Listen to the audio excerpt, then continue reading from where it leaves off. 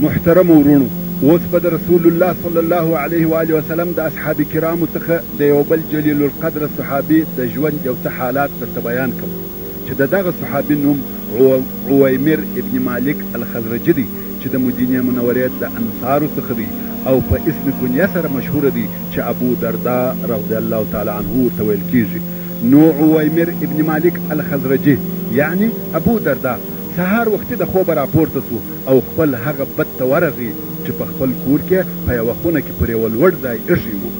د دغه بد عزت او احترام یې وکړي او بیا یې په هغه شو اصلي عطرو خوشبویه کړي کوم چې د ده په دکان کې تر ټولو ښه او بهترین عطر و، او بیا یې پر دغه بد هغه نوی او د اصلي ورېښمو څخه جوړ شوی ټوکر واچاوه، هغه چې په پرون کې یوه تاجر د یمن څخه په هدیه او سوغات کې ورته راوړی و.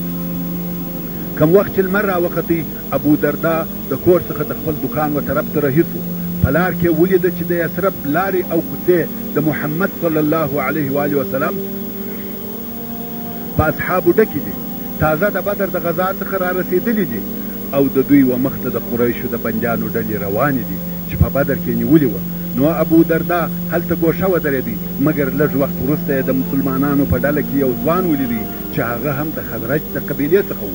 نو ابو دردا د دغه ځوان څخه د عبدالله ابن رواحه رضی الله تعالی عنه د حال پوښتنه وکړه. خزرجي ځوان ورته وویل چې هغه په جنګ کې ښه امتحان ورکوي او جوړ روغ د غنیمتو سره سالم غانم بیرته راغی. ځوان و ابو دردا ته د عبدالله ابن رواحه د صحت او عافیت اطمینان ورکړي او خزرجي ځوان د دې پوښتنې څخه په تعجب کې هم نسو چې څنګه یو مشرک د یو مسلمان د حال پوښتنه کوي، ولې چې هغه ځوان او حتی د مدینې منورې ټول خلک د ابو دردا او عبدالله ابن رواحه په هغه ټینګه دوستي او انډوالۍ خبر و. خلک په دې خبر و چې په جاهلیت کې د ابو دردا او عبدالله ابن رواحه رضی الله تعالی عنه ټینګه ورورګلوي وه. کم وخت چې مدینې منورې ته اسلام راغی، عبدالله ابن رواحه رضی الله تعالی عنه قبول کړي او ابو دردا رد کړي، مګر سره د دغو دوو نفرو هغه ټینګ تعلق پر ځای پاته و. دغه د دین اختلاف د دوی دوستي او آشنایي ورون نش کول. عبدالله ابن رواحه رضی الله تعالی عنه به همیش د ابو دردا ملاقات او لیدلو ته ورتلی او هغه به و اسلام ته رابلی، د اسلام شوالی او مزایاوې به ورته بیانولې او پر دې به ډېر ارمان کاوه چې ستا عمر پر شرک تېرېږي. د ابو دردا د ژوند چې به هره ورځ پر کفر تېرېده عبدالله به په غمجن و. نو په دغه ورځ چې مسلمانان د بدر راغله، ابو دردا د عبدالله د حال پوښتنه وکړه او بیا خپل دکان ته ورسېدی او پر هغه خپله لوړه کرسۍ یا چوکۍ کښېنستی، خرید او فروش یې شروع کړي. خپلو نوکرانو ته یې امرونه کول، دا وکئ دا مه کوئ، مګر ابو دردا نو خبر چې هلته د ده په کور کې څه پیښیږي. په دغه وخت کې چې ابو دردا په خپل دکان کې په خرڅولو او رانیولو مشغول و، عبدالله ابن رواحه رضی الله تعالی عنه د ابو دردا و کور ته روان و او د یو مهم کار اراده یې کړې ده. کم وخت چې د کور دروازې ته ورورسېدی، ویلې ده چې د کور دروازه خلاصه ده او ام دردا د ابو دردا ښځه په سرای کې ناسته ده. عبدالله ورته ویل السلام علیک یا امة الله، یعنی د الله جل جلاله منځي. هغې ویل وعلیک السلام د ابو دردا وروره. عبدالله ویل ابو دردا چیرې دی؟ ښځې ویل دکان ته تللی دی، لږ وخت وروسته به راسي. عبدالله ویل اجازه راکوې چې کور ته درسم؟ هغې ویل هر کله راسې. لارې ور ایله کړه، ښځه ولاړه د کور په ترتیب او د اولادو په روزنه مشغوله سوه. عبدالله ابن رواحه رضی الله تعالی عنه و هغه خونې ته ورغی چې د ابو دردا هلته خپل بد ایښی و او هغه تبرزین چې ورسره راوړی و راوکښی او پر بت یې راواچول. ماتوي یې او وایي هر هغه شی چې د الله سره عبادت کیږي هغه باطل دی، تر څو بت یې ټوټه ټوټه کړي. نو د ابو دردا د کوره راووتی. لږ وخت وروسته د ابو دردا ښځه و هغې خونې ته ورغله، ویلې ده چې بت ټوټه ټوټه پروت دی. لو چغه یې وکړه لکه ټکه چې پر راولویږي. ویلې ده چې د بت ټوټې شاوخوا پر ځمکه پاشلي دي. ښځې خپل مخ په چپلاخو واهه او ویل یې هلاک دې کړم ای د رواحه زوی، کور دې را خراب کړي. لږ وخت وروسته ابو دردا کور ته راغی. ویلې ده چې ښځه یې د هغه خونې مخ ته ناسته ده چې په هغه کې هغه بت پروت دی. ژاړي او په لوړ آواز ژاړي. د بیرې او وارخطایي علامې یې پر مخ ښکاره دي. ابو دردا ویل څه درته پېښه ده؟ ښځې ویل چې ته نه وې، ستا ورور عبدالله ابن رواحه راغی او ستا په بت یې دغه وکړه چې دا وینې. ابو دردا و بت ته وکتل، ویلې ده چې ټوټې ټوټې پروت دی، پر سر یې د قهر لمبه وګرځېده او دا قصد یې وکړي چې د دغه بد قصاص او بدله واخلي. مګر لږ وخت وروسته یې قهر آرام شو او په دغه پیښه سوې حادثه کې فکر وواهه او د ځان سره وویل که په دا بد کې خیر وای، خو د خپل ځان څخه به یې دغه وهل او ماتول دفعه کړي وای، خپل ځان به یې ساتلی وای. او بیا نو په تلوار و عبدالله ابن رواحه رضی الله تعالی عنه ته ورغی او د هغه ځای څخه دواړه و رسول الله صلی الله علیه و آله وسلم ته ورغله او ابو دردا رضی الله تعالی عنه خپل داخلېدل و دین اسلام ته اعلان کړ. نو دی د خپل کلي آخري نفر و چې په اسلام مشرفه شو. ابو دردا رضی الله تعالی عنه ایمان راوړي او د اولې لحظې څخه د ایمان پر الله او رسول الله د بدن په هر ذره او د وینې په هر ساعت کې ګډ شو او پر هغه خیر چې د څخه په پخوا کې پاتې شوی و ډېر پښیمانه و. او هغه چې تر د مخه د ملګرو دینی معلومات حاصل کړي و، کتاب الله یې په یاد کړی و، د تقوا او عبادت ذخیره یې د خپلو ځانو دپاره نیولې وه. د ځان ډېره کمبودي بلل او په غمجن و. نو یې قصد وکړي چې په زحمت او کوښښ هغه د ده څخه تېر شوي شیان لاسته راوړي، د شپې او د ورځې په ستړیا په قافله پسې ځان ورسوي او حتی غواړي چې تر هغو د مخه سي. نو یو عبادت ته داسې ملا وتړل لکه تاریک الدنیا او علم ته داسې متوجه سو لکه تږي و اوبو ته. د شپې او د ورځې به و کتاب الله ته جوړېدلی و، په یاداوه به او په معنا کې به فکر واهه. کم وخت چې ولیده چې تجارت یې د عبادت خوند ور خرابوي او علمي مجلسونه ځینې پاته کوي، نو یې تجارت بې له تردد او بې له پښیمانۍ پرېښاوه. یو وخت یو چا د تجارت د پرېښولو پوښتنه ځینې وکړه. ابو دردا په جواب کې ورته وویل د مخه تر دې چې د رسول الله صلی الله علیه و آله وسلم سره آشنا سم تاجر وم. کم وخت چې مسلمان سوم غوښتل مې چې تجارت او عبادت دواړه سره جمع کم، یعنی دواړه وکم، مګر دا کار نسوای کېدای. د زړه دغه مراد مې نه حاصلېدی، نو مې تجارت پرېښاوه او عبادت ته مې مخ ور واړاوه. او قسم مې دې په هغه ذات وي چې زما د نفس اختیار د هغه په قدرت کې دی، خوښ نه لرم او نه یم خوښ چې زه نن ورځ د مسجد په دروازه کې یو دکان ولرم او د جماعت یو لمونځ هم نه راڅخه تېرېږي او هره ورځ 300 دیناره وګټم. یعنی دغه حال مې نه دی خوښ. بیا یې و هغه پوښتنه کوونکي ته وکتل او ویل زه نه وایم چې الله جل جلاله بیعه حرامه کړې ده، مګر زما دا خوښه ده چې د هغو کسانو څخه سم چې تجارت او خرید او فروش یې د الله جل جلاله د ذکر څخه نه منع کوي، نه راګرځي. ابو دردا رضی الله تعالی عنه یوازې تجارت نه پرېښاوه بلکې دنیا یې پرېښول. د دنیا د ښایست او فیشن څخه یې مخ وګرځاوه. د دنیا د ټولو نعمتو څخه فقط په یوه وچه ګوله ډوډۍ او په یوه زږه ټوکر چې بدن یې ورپټاوه راضي سو. د شدید یخ په شپه څو نفره میلمانه ورته راغله، خواړه خو یې ښه تاوده ورته راوړه، مګر سلتکان او د بېدېدو دپاره یې بستر نه ورته راوړي. اوس چې میلمنو د خوب اراده وکړه نو ویل سلتکان نسته، څنګه به کوو؟ د میلمنو څخه یوه نفر وویل زه و ابو دردا ته ورځم او ورته وایم چې سلتکان کومه دي؟ هغه بل ورته ویل پرېږده، خو هغه اول نفر ټینګ و، ویل یا خامخا ورځم.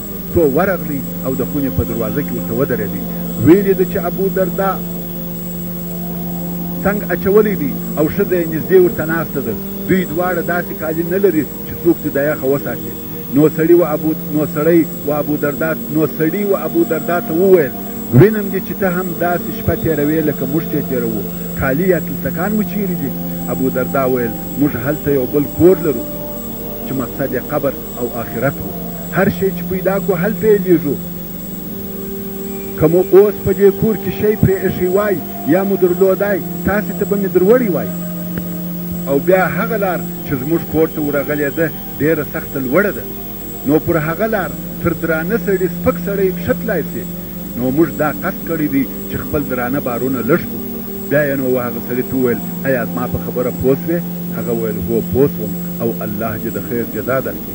او د عمر فاروق رضی الله تعالی عنه په خلافت کې عمر رضی الله تعالی عنه د ابو دردا څخه وغوښتل چې په شام کې یو وظیفه او حکومتي کار پر غاړه واخلي، خو ابو دردا رضی الله تعالی عنه دا نه کړه قبوله. عمر رضی الله تعالی عنه ورته ټینګ سو. نو ابو دردا رضی الله تعالی عنه وویل که دې خوښه وي فقط دونه کولی سم چې هلته ولاړ سم او د هغه ځای خلقو ته کتاب الله او سنت رسول الله صلی الله علیه و آله وسلم ور وښیم او لمنځونه ورکړم. عمر رضی الله تعالی عنه هم په دغه راضي سو او ابو دردا دمشق ته ولاړی. کم وخت چې هلته ورسېدی ویلې ده چې د هغه ځای خلق په عیش او عشرت اخته دي او په دنیوي ژوند کې غوټه دي، دا حال یې نسو خوښ. نو یې خلق و مسجد ته راوغوښتل، خلق هم راټول سوه.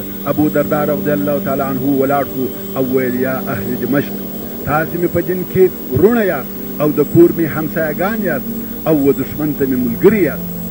یا اهل دمشق چې شي مو زما د دوستۍ څخه منع کوي او چې شي مو زما د نصیحت د قبلولو څخه منع کوي. زه ستاسې څخه شی نه غواړم، نصیحت مې و تاسې ته دی، نفقه او مصرف مې پر بل چا دی. څه سبب دی چې زه وینم علما مو ځي یعنې مړه کېږي او نور خلق مو علم نه زده کوي او زه مو وینم چې و هغه شي ته جوړېدلي یاست چې د هغه کفالت او ضمانت الله عز وجل کړی دی چې رزق دی او هغه چې په امر کړه سوي یاست هغه مو پرې ایښی دی چې دا بیا عبادت دی. ولې مو زه وینم چې هغه شیان جمع کوئ چې تاسې نه خورئ، هغه تعمیرونه آبادوئ چې تاسې نه پکښې اوسېږئ، د هغه شیانو امیدونه کوئ چې تاسې نه ورسېږئ. تر تاسې د مخه نورو قومو هم مالونه جمع کړه او امیدونه یې درلوده د ځانو خطا او امیدونه یې درلوده. لږ وخت نه و تېر سوی چې هغه د دوی جمع کړي مالونه هلاک او برباد سوه، امیدونه یې د ځانو خطا ایستل وګرځېده او کورونه یې قبرونه سوه. یا اهل دمشق هغه د عاد قوم و چې مځکه یې په مالو او اولادو ډکه وه. اوس څوک زما څخه د عادیانو میراث په 2 درهمه رانیسي؟ د ابو دردا په وعظ او نصیحت د خلقو ژړا تر مسجد د باندې اورېدل کېده. د دغې ورځې څخه ابو دردا رضی الله تعالی عنه په دمشق کې د خلقو د مجلس پر ځایو ګرځېدی، پر دکانو او بازارو ګرځېدی، خلقو ته نصیحت کاوه، د خلقو و پوښتنو ته جوابونه ورکول، جاهلانو ته تعلیم کاوه، غافلان یې راویښول او متوجه کول. هره فرصه یې غنیمت بلل او د هرې موقع څخه یې استفاده کول. یوه ورځ پر یوه ډله راغلی چې خلق پر یوه سړي راټول سوي دي وهي او ښکنځل ورته کوي. ابو دردا رضی الله تعالی عنه ورته ودرېدی، ویل څه خبره ده؟ خلقو ورته ویل یوه سړي ډېره لو ګناه کړې ده. ابو دردا رضی الله تعالی عنه ویل که دا سړی په څا کې لوېدلی وای نه مو رایستی؟ خلقو ویل هو رایستی مو. نو ویل اوس هم مې وهئ، مه ښکنځل ورته کوئ بلکې نصیحت ورته وکئ او پوه یې کئ او د هغه الله حمد ادا کئ چې تاسې د دغې ګناه څخه خلاص کړي یاست. خلقو ویل ایا ستا د ده څخه بد نه راځي؟ ابو دردا رضی الله تعالی عنه ویل د ده د دغه کاره څخه مې بد راځي که دا کار پرېښاوه دی مې ورور دی. هغه سړی هم پر خپل کار پښیمانه سو او خپله توبه یې اعلانول. یو ځوان و ابو دردا رضی الله تعالی عنه ته راغی، ویل یا صاحب رسول الله صلی الله علیه و آله وسلم وصیت او نصیحت راته وکړه. ابو دردا رضی الله تعالی عنه ویل ای زویه، الله عز وجل په راحت او غنا کې یادوه چې په تکلیف او مشقت کې دې یاد کړي.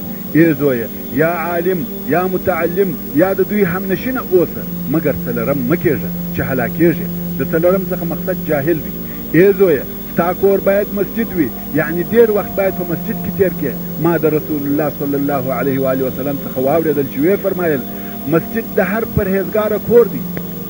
حدیث د هر هغه چا دپاره چې مسجد یې کور وي الله عز وجل د راحت او پراخۍ د رحمت او پر پل صراط د تېرېدو ضمانت کړی دی.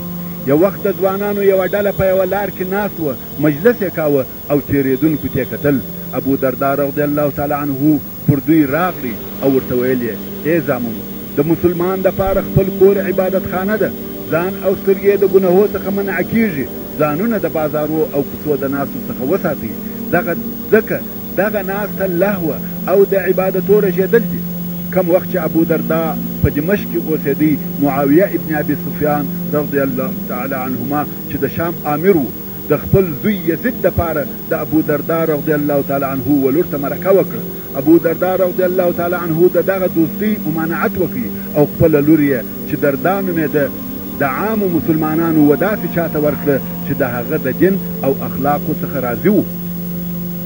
دا خبره په خلقو کې نشر شوه او ویل یې چې یزید ابن معاویه د ابو دردا لور ته مرکه وکړه، ده ته یې نه کړه ور او د عامو مسلمانانو څخه یې یوه نفر ته ورکړه. نو یوه سړي د دغه د سبب پوښتنه ځینې وکړه چې ولې دې داسې وکړه. ابو دردا ویل په دغه کار کې چې ما وکړي د دردا خیر مې وسنجاوه. هغه سړي ویل څنګه؟ ابو دردا رضی الله تعالی عنه ویل څه فکر کوې کچیرې د دردا په حضور کې مریان ولاړ وي او خدمت یې کوي او دا خپل ځان په داسې قصر کې وویني چې پر نقشو او دیوالو یې سترګې بریښي، په دغه وخت کې به نو د دې دین چیرې وي؟ په دغه وختو کې چې ابو دردا په شام کې اوسېدی، امیر المؤمنین عمر بن الخطاب رضی الله تعالی عنه شام ته ولاړی چې د خلقو د حال پوښتنه وکړي. نو یوه شپه د ابو دردا د لیدلو دپاره د هغه کور ته ورغلی. دروازه چې ورپورې وهل هغه خلاصه وه. نو د هغه د تاریک کور ته ورننوتی چې څراغ او روښنایي نه وه پکښې. ابو دردا چې د عمر فاروق رضی الله تعالی عنه کړپی واورېدی ویې پېژندی، ورته راولاړ سو، ښه راغله یې ورته ووایه او سره کښېنستل. بیا نو دغه دوو نفرو په خبرو کولو شروع وکړه او تاریکۍ دواړه پټ کړي وه. یوه هغه بل نه لیدی. عمر رضی الله تعالی عنه کرار اخته دی، د ابو دردا بالښت ګوري، څو پوه سو چې دا د یوه بوده ځل یا کته ده. او بیا یې کتل چې د ابو دردا بستر یا نالیچه به چی شوي، خو هغه ریګ وه. لاس یې ټپراوه چې د ابو دردا تلتک به چی شوي، خو پوه سو چې هغه یو نازک ټوکر و چې د دمشق یخ هېڅ نه په ګرځېدی. نو عمر رضی الله تعالی عنه ورته وویل الله دې در باندې ورحمېږي، یو شی نه درته راولېږم؟ فراخي نه کم در باندې جوړه؟ ابو دردا رضی الله تعالی عنه وویل یا عمر، آیا ستا د رسول الله صلی الله علیه و آله وسلم هغه قول په یاد دی چې موږ ته ویل؟ حضرت عمر رضی الله تعالی عنه وویل هغه کم قول؟ ابو دردا رضی الله تعالی عنه وویل آیا رسول الله صلی الله علیه و آله وسلم نه فرمایل چې ستاسې د دنیا مال او اسباب دې دونه وي لکه د یو مسافر سامان؟ عمر رضی الله تعالی عنه وویل هو په یاد مې دي. ابو دردا ویل یا عمر، موږ تر ده وروسته څه وکړه؟ نو عمر رضی الله تعالی عنه وژړل او ابو دردا هم ژړل. تر هغو دواړو سره ژړل څو سهار شو. ابو دردا رضی الله تعالی عنه نور هم په دمشق کې اوسېدی و اهل دمشق ته وعظ او نصیحت کاوه، قرآن کریم او احادیث یې ورښول تر څو د وفات ورځ یې راتله. کوم وخت چې ابو دردا رضی الله تعالی عنه په هغه آخري مریض سو، ملګري ورته راغله ویل څه تکلیف او شکایت لرې؟ ویل د خپلو ګناهو. بیا هغو ویل چې ته دې اشتها کېږي؟ ویل زما د رب وعفې ته. او بیا یو ناستو خلقو ته وویل کلمه د لا اله الا الله محمد رسول الله راته وایاست. او ده هم تر هغو ویل څو د ژوند څخه جلا سو. کوم وخت چې ابو دردا د خپل رب و جوار ته ولاړی، عوف ابن مالک الاشجعي رضی الله تعالی عنه جلیل القدر صحابي خوب لیدی چې یو ډېر لوی پراخه زرغون چمن دی، شاوخوا یې درختې او سایې دي، په مابین کې یوه ډېره لو د چرم خیمه ولاړه ده. د خیمې پر شاوخوا ډېر چاق ښایسته پسونه وه چې سترګو یې مثل نه دی لیدلی. نو عوف ابن مالک رضی الله تعالی عنه پوښتنه وکړه دا د چا دي؟ ورته وویل سوه چې دا د عبدالرحمن ابن عوف دی. په دغه وخت کې عبدالرحمن ابن عوف رضی الله تعالی عنه د خیمې څخه راووتی او عوف ابن مالک ته ویل یا ابن مالک، دا هغه نعمت دی چې الله عز وجل د قرآن کریم په واسطه موږ ته راکړی دی. او که ته پر دغه لار نور هم پسې ورتېر سې، داسې شیان به ووینې چې ستا سترګو نه دي لیدلي، داسې شیان به واورې چې ستا غوږو نه دي اورېدلي، او داسې شیان موجود دي چې ستا په زړه کې نه دي ګرځېدلي.